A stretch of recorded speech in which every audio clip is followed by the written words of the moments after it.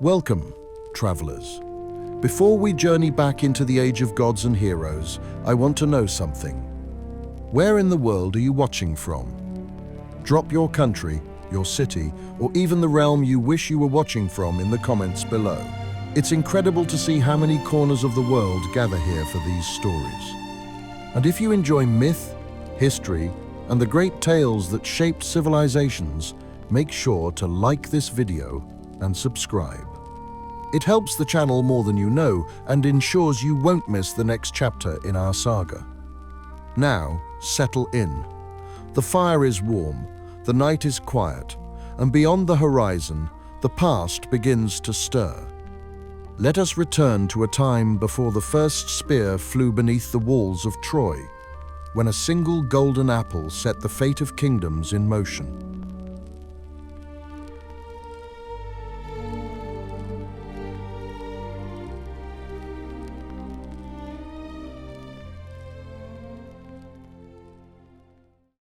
The beginning. Long before the first spear flew beneath the walls of Troy, long before Achilles' rage or the fall of the great city, the story began with something deceptively simple: a wedding, a golden apple, and a single, careless choice. Prologue. The seed of a war.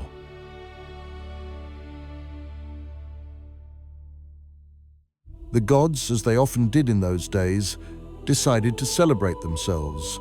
On a bright summit of Olympus, banners of cloud unfurled like silken ribbons. Columns of mist rose like ivory pillars.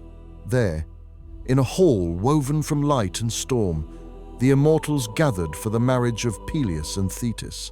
Peleus, a mortal king stern and dignified.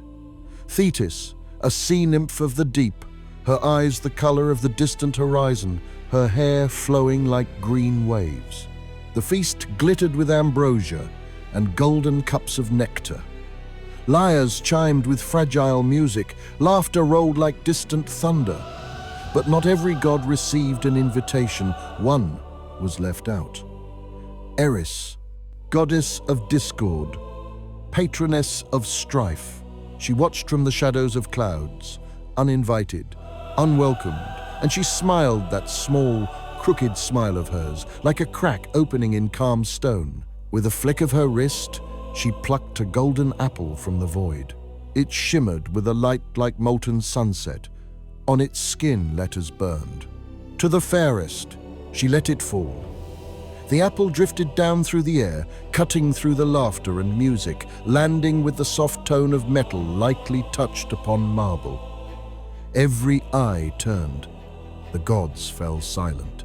Closer to the center of the hall, three goddesses stood in the glow. Hera, queen of the gods. Athena, goddess of wisdom and war. Aphrodite, goddess of love and beauty. The apple lay between them, its surface catching fragments of their faces. Power, wisdom, desire. Hera's eyes narrowed. Athena raised one brow. Aphrodite's lips curved in amusement. They spoke at once. "Clearly," said Hera, voice cool as polished stone, "it is meant for me." "For wisdom and skill are fairest of all," Athena said, her voice sharp as a spear.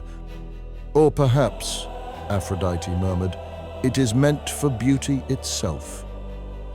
The hall stirred. Gods shifted, whispering like leaves in a storm. Zeus, who knew trouble when he saw it and knew better than to choose between wife, daughter, and lover, did what any wise ruler might do. He refused. "Not I," he said, raising his hands. "I will not judge this contest." Instead, he pointed down to the mortal world. "Let a man decide."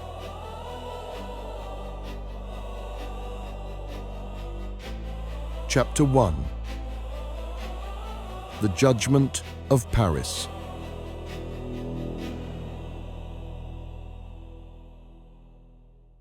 Far from Olympus, beneath a blue and distant sky, a young shepherd walked the slopes of Mount Ida. His name was Paris. He wore a simple tunic, rough but clean, a cloak against the winds. Paris was no ordinary shepherd. He was a prince, though he did not yet live as one. Born in Troy to King Priam and Queen Hecuba, his mother dreamed before his birth of a burning brand, one that sprang from her womb and set all of Troy aflame. The prophecy was clear. Her child would bring ruin. To save the city, Priam ordered the newborn cast out. But fate is not so easily thwarted. A herdsman found the crying child and raised him as his own.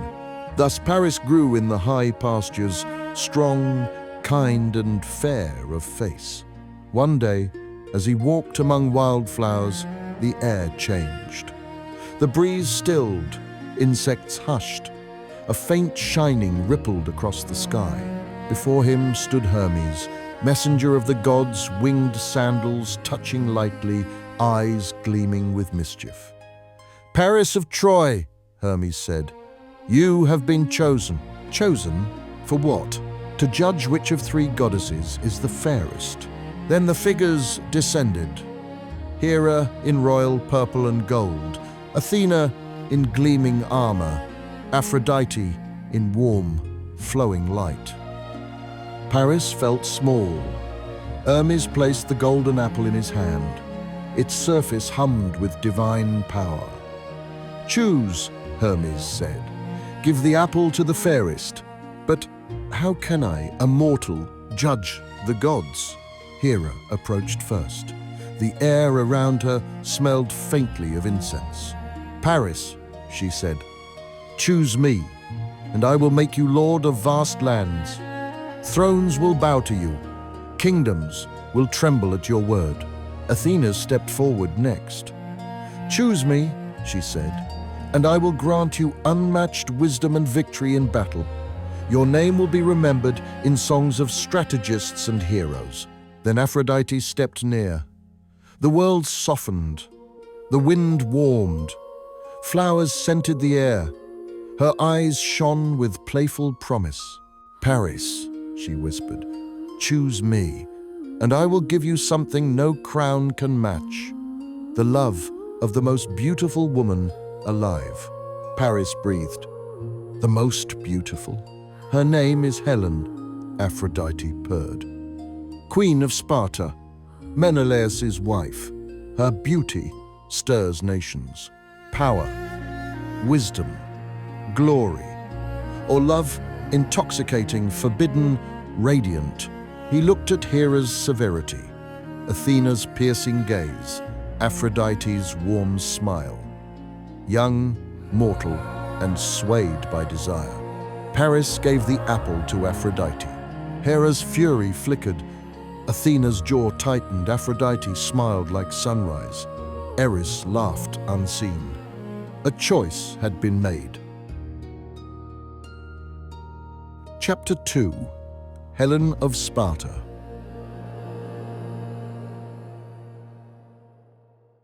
In Sparta lived Helen, whose beauty bent the wills of kings. Her hair fell like poured gold, her eyes summer blue. Suitors once came from every corner of Greece, each offering wealth and armies. Her father, Tyndareus, feared conflict. On Odysseus's council, all suitors swore an oath to defend the chosen husband from any claim against his marriage. Helen chose Menelaus, broad-shouldered, red-haired, gentle, despite his warrior's strength. Their home shone white in the sun, filled with olive trees, feasts, and quiet warmth. Yet Aphrodite's promise waited.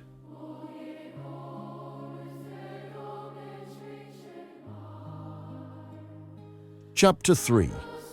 The Arrival of Paris.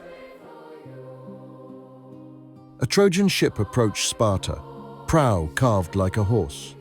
Paris stood aboard, prince now reclaimed, heart thrumming with Aphrodite's whisper, "Helen will be yours." Menelaus welcomed him warmly, unaware of the spark entering his home. In the great hall, Sunlight streamed onto bronze shields and polished cups. Servants drifted like shadows. Helen entered. Paris froze. Her simple, pale dress gleamed in the soft light. Golden hair cascaded freely. When she turned, the room seemed to tilt around her. Their eyes met. It was not lightning. It was a pause too long, too quiet, too dangerous. Aphrodite wove subtle threads through every glance, every word shared. Menelaus departed soon after, summoned to Crete. His farewell kiss lingered on Helen's cheek. He clasped Paris's hand with trust. When the palace quieted, the corridors widened, the air thickened. Paris and Helen drifted toward one another like two leaves pulled by the same current. One night, beneath a pale moon, Paris whispered, "Come with me to Troy." Helen hesitated, remembering duty, husband, child, and the pull she felt toward Paris. The gods leaned in. "Yes," she breathed. "I will go."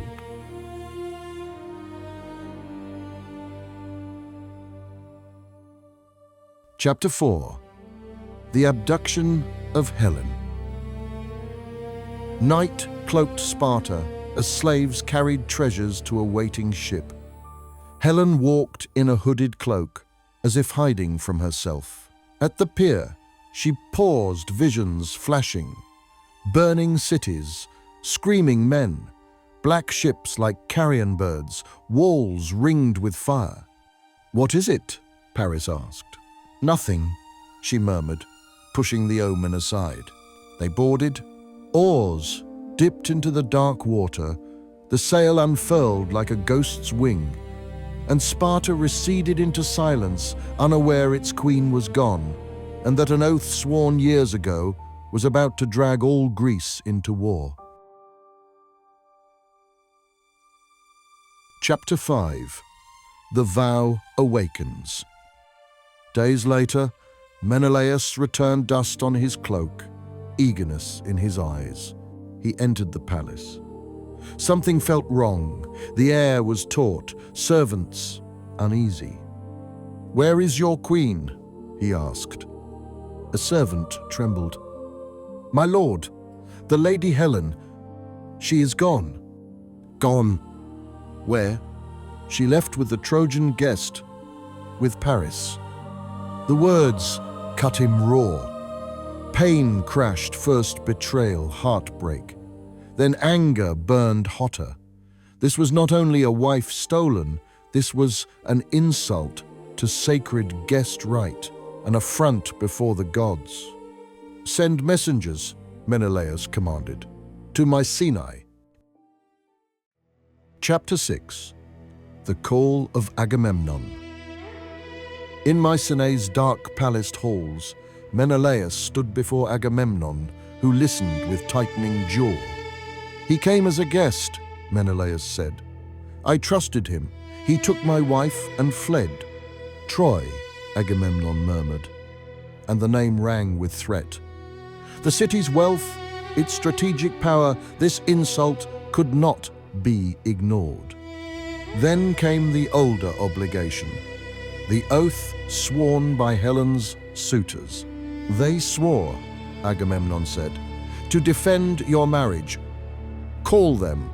Messengers sailed across islands and coasts, bearing the cry, "Men of Greece, sons of the oath, arm yourselves. Helen has been taken. Greece goes to war." Chapter 7. Gathering of Heroes. The summons echoed through Greece. Nestor rose in aged dignity. Ajax hefted his vast shield. Idomeneus gathered Cretan forces. And on Ithaca, Odysseus, keen-minded, newly a father tried to hide from fate by feigning madness. He yoked donkey and ox, sowed salt into barren soil. But Palamedes placed infant Telemachus in the plough's path. Odysseus swerved, instinct, shattering his disguise. Reluctantly, he agreed, "Tell Agamemnon," he sighed, "Odysseus will come." Chapter 8. Odysseus and the Oath. Elsewhere, another fate moved toward the war. In Phthia lived a youth whose name would eclipse all others: Achilles. Born of Peleus and Thetis, he possessed strength and speed beyond mortal measure. Trained by the centaur Chiron, he learned healing and war, archery and song. But Thetis feared a prophecy. Her son would live a long, quiet life without glory or die young and famous. Hoping to spare him, she hid him among the maidens of Skyros. Achilles, disguised in women's clothes, moved among them with restrained ferocity, his true nature muted yet unmistakable. But the Greeks sought him, driven by another prophecy: Troy will not fall without Achilles. Odysseus arrived in Skyros with chests of gifts, fabrics, jewels, perfumes, and weapons hidden among them. When the maidens gathered to choose treasures, one tall figure drifted to the sword. His hand hovered, instinct awakening like a spark catching dry grass. Odysseus stepped forward. "Achilles," he said quietly. The disguise fell away. Achilles stood revealed, young, fierce, hungry for glory. "You knew?" he asked. "I guessed," Odysseus said. "But truly the world calls for you. War rises. Your name is already woven into it." Achilles felt the pull in his blood, the storm he carried within. "Then I will not hide. If there is war, I will go." A storm had been recruited.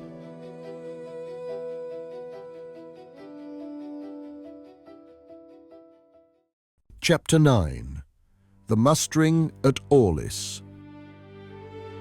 The Greek forces gathered at Aulis, a sight unmatched in memory.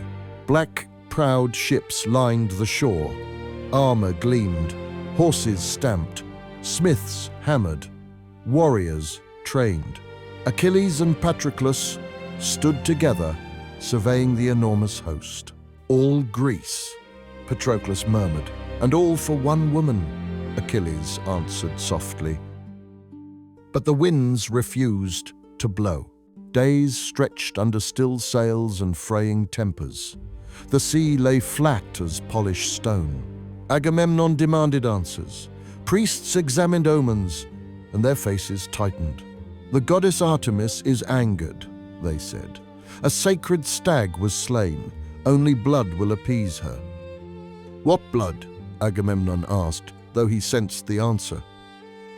"Your daughter, Iphigenia." The name crushed the air. He wrestled with the horror: father, king, commander, all tearing him in opposite directions. At last, ambition and pressure overcame love. He summoned Iphigenia under false pretenses of marriage to Achilles, but instead of a wedding, she found an altar.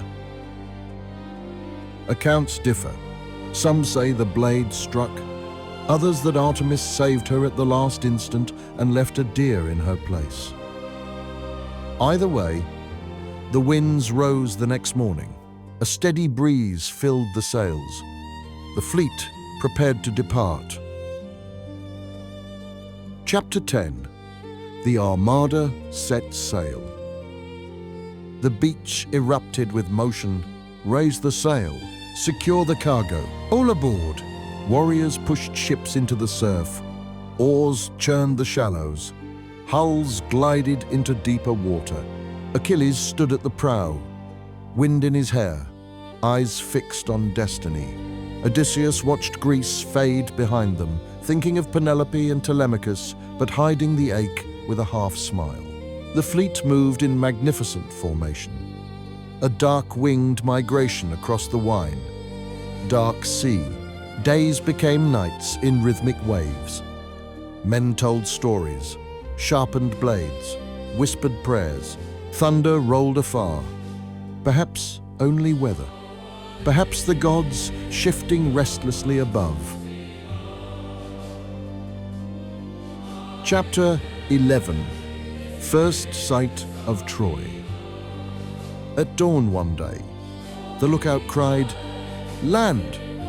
Through the mist, towers emerged, massive walls rising like carved stone cliffs. Troy, a jewel on the Dardanelles. Smoke rising from hearths within, banners snapping in the wind. The beach below stretched wide and pale, waiting for blood it did not yet know. "Prepare to land!" came the shout. Warriors grabbed shields and spears, sweat mixed with sea spray. Hearts thundered beneath bronze. Achilles turned to his myrmidons. "We step onto that shore first. Let them learn our names in fear." Patroclus smirked. "Always in a hurry." "Always," Achilles replied.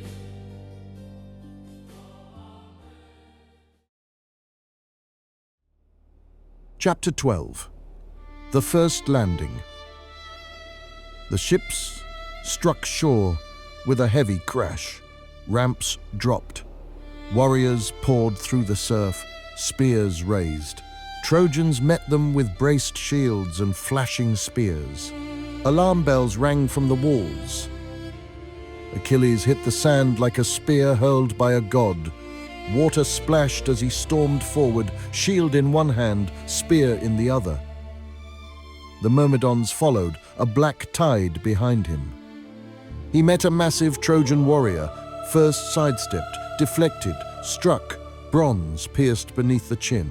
The sea took the man's blood. Ajax smashed through enemies like a living fortress. Odysseus moved with tactical precision, striking at weaknesses. Menelaus fought with fury sharpened by betrayal.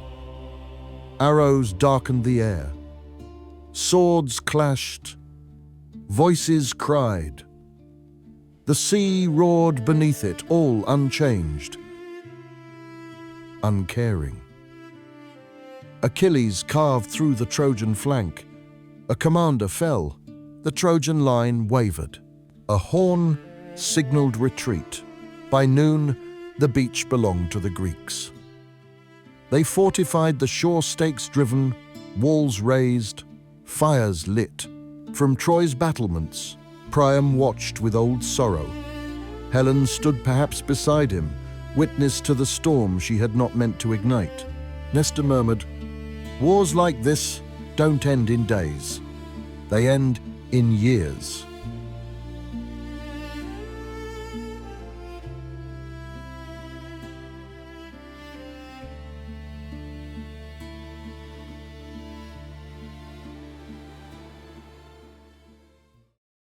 Chapter 13.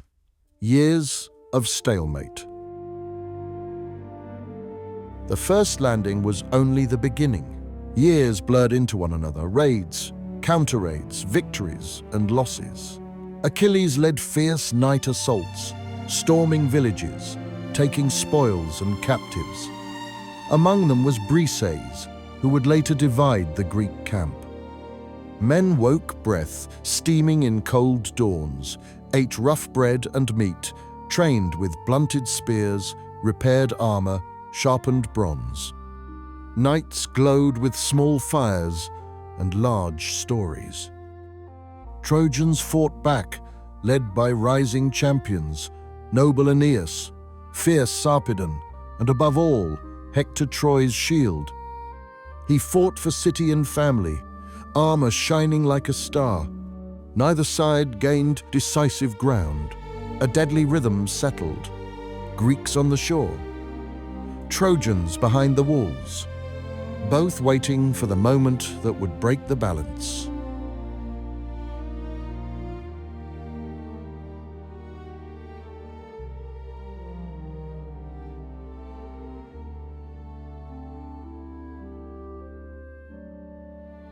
Chapter 14. The Gods Take Sides. Olympus watched. Hera and Athena favored the Greeks, still stung by Paris's slight.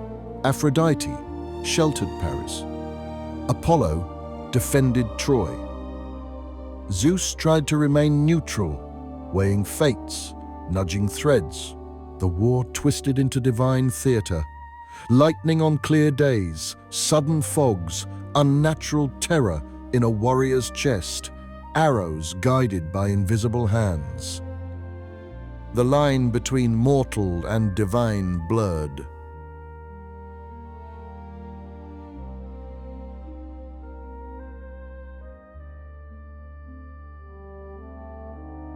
Chapter 15. Foreshadows.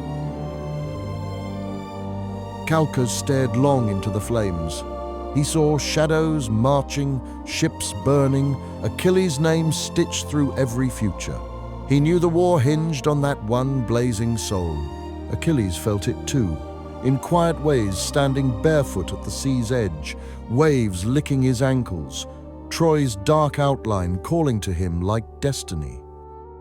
"They will remember us," he told Patroclus. "They will remember the dead." Patroclus answered softly, "Perhaps."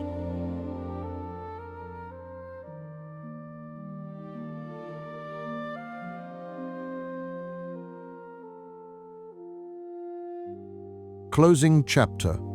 The stage is set.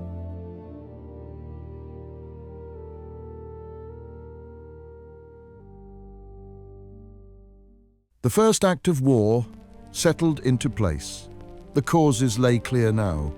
A wedding, a golden apple, a shepherd prince's choice, a queen stolen, an oath awakened, the gods taking sides, the Greeks entrenched, the Trojans holding fast.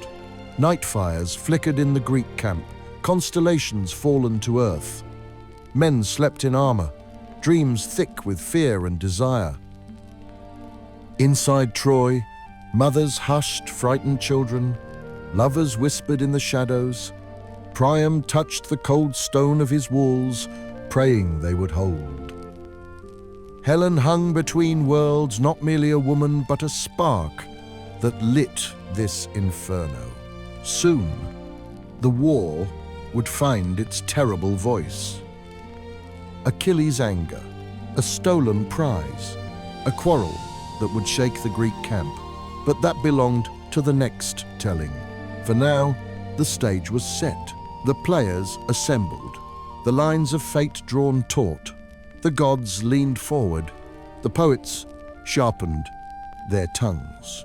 The world held its breath for the rage of Achilles and the long, dark song of Troy.